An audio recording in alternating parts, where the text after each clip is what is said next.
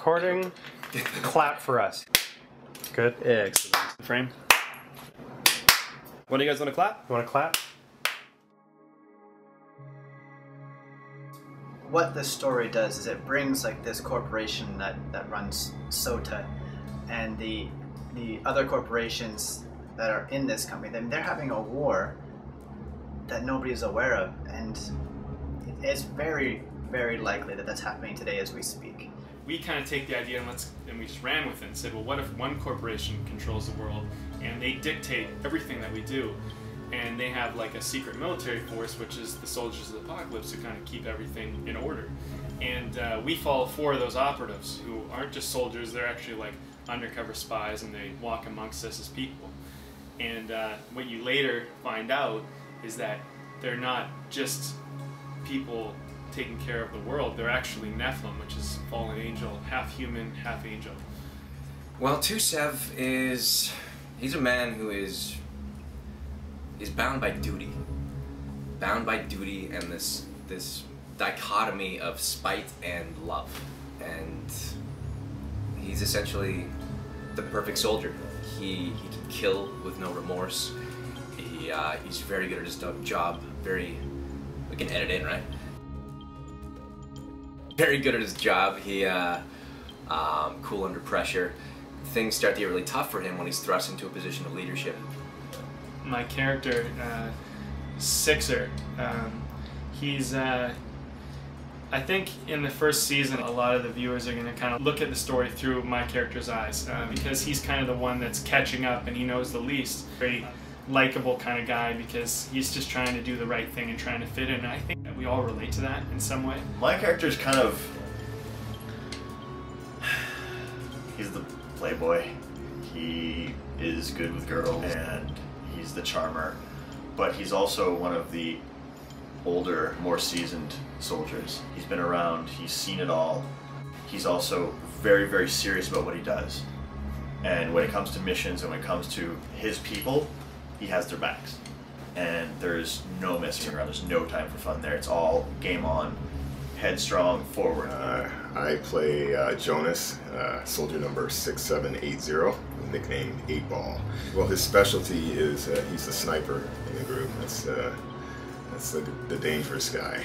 It's the guy who'll find you before you find him. He is different from the other soldiers in that he's pretty much a generation older than. He adds kind of like a mature, kind of like fatherly figure almost. He's seen a lot of action in his time, so he's heavily weighted.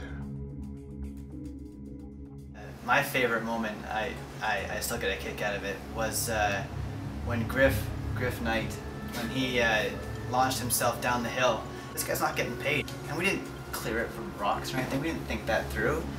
And he just goes for it every single time. I probably shouldn't have said that, should I? My favorite moment was actually something that I don't think we've shown yet, but it's this action sequence I have with Jason Lake, and we're like on this chase and everything. And it's like, when else do you ever get to do something like that, you know? And I think, you know, that moment for me specifically was one of my favorite moments. I have a lot, but one of the favorite moments was we were on the beach. We were trying to get this shot done around a fire, and who the hell would think to check the tide schedule? None of us, obviously. So the tide is coming in towards our fire, and we have to keep moving our sitting rocks back. And the tide's and it's not so much a beach anymore as us like hanging off the edge of like some rocks in the water. And we're like sitting there, and eventually we just had to make the call. We're like, we can't do this today. We cannot do this today. I have some fantastic moments that just blew my mind. One of them actually was Brandon directing the first day that we did last October. So over a year ago, we did some of the test footage stuff, and it was torrential downpour.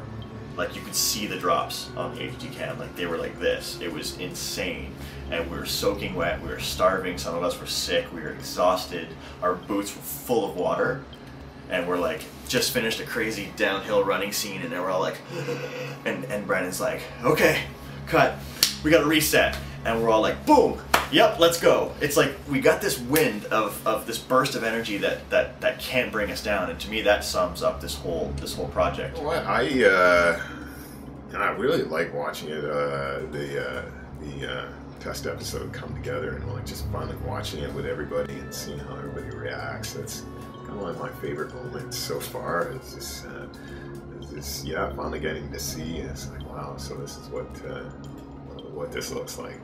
It's kind of exciting, and then yeah, it's going to go to the production, making this show fun, so you guys actually sit and watch it and go, oh, can't wait for the next episode. Bring it, you know. That's our goal, is to make a great show. If you're having an inkling of donating, then it's really just about this is your time to start deciding what kind of content you want to see. It gives you an opportunity to kind of get in on a film or a television show in a way that you might not have been before. If you want to be part of building something that's going to be amazing, that needs you to be amazing, if you want to be a part of something amazing, I'd say, and come and work with us.